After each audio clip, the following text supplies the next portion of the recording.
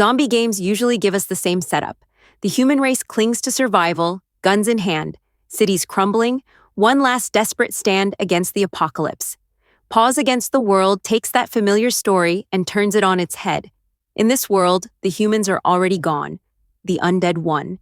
And what's left isn't desperate survivors with rifles, it's the animals who've inherited the planet, and they're not going down without a fight. That's the hook of Paw, and it's more than just a gimmick. The entire game leans into the idea of animals reclaiming the earth, bringing their instincts, quirks, and natural strengths into a battle for survival against endless zombie hordes. You don't just play a character with an animal skin, you play as the animal, and that distinction gives the whole game its identity. The game drops you straight into a chaotic battlefield, where zombies flood the screen in relentless waves. At first glance, it looks like the kind of top-down survivor game we've seen explode in popularity over the past few years. But the more time you spend, the clearer it becomes that Paw's charm comes from how much personality it gives its survivors. A fox doesn't move like a bear, and a raccoon doesn't fight like a hawk. Every animal feels tuned to its own rhythm, giving you reason to try different runs and discover new strategies.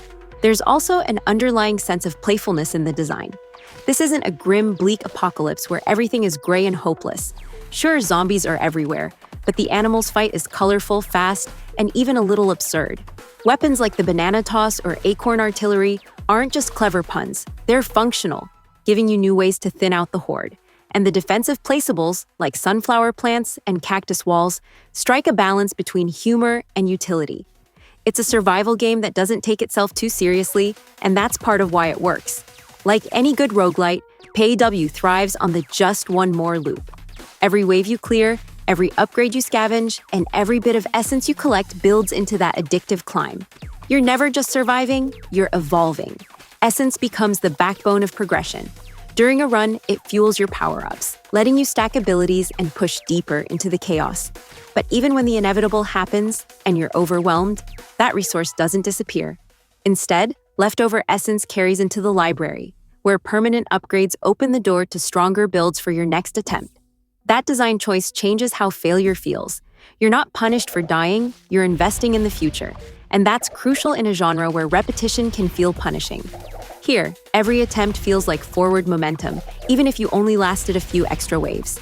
Of course, Paw isn't just about solo grinding. One of its biggest selling points is the local co-op for up to 4 players.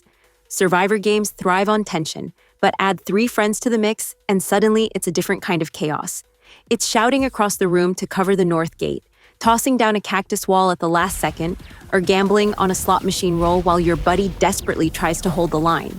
That social energy is where the game's sillier elements shine brightest.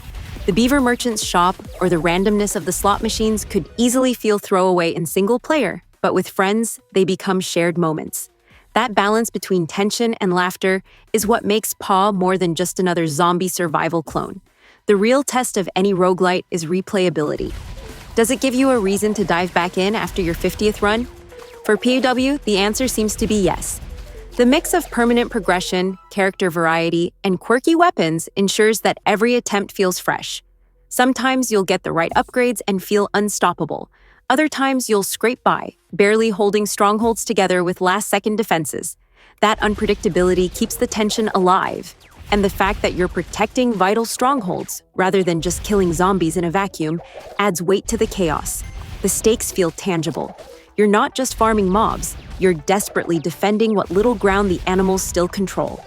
On paper, Paw could have been a simple parody, zombie game but with animals. But instead, it's a full commitment to the concept, layering humor, challenge, and progression into something that actually has legs, or paws, claws, and wings, depending on your run. It doesn't pretend to reinvent the survivor genre, but it gives it a distinct personality. Where other games lean into dark, post-apocalyptic grit, Paw thrives on chaos and charm. It invites you to laugh while you're panicking, to strategize while you're flinging bananas at a zombie mob, to treat each run as both survival and spectacle. And that's what makes it engaging. It's the kind of game that's easy to explain. The humans are gone, now the animals fight zombies, but once you're in, it has enough depth to keep you hooked. So the real question becomes, when the apocalypse has cleared the board and only nature's survivors remain, how long can you last? How many waves can you hold back before the undead overrun the strongholds? And just how powerful can your animal become when evolution is fueled by essence and instinct? In Paws Against the World, the answer is always the same. One more run to find out.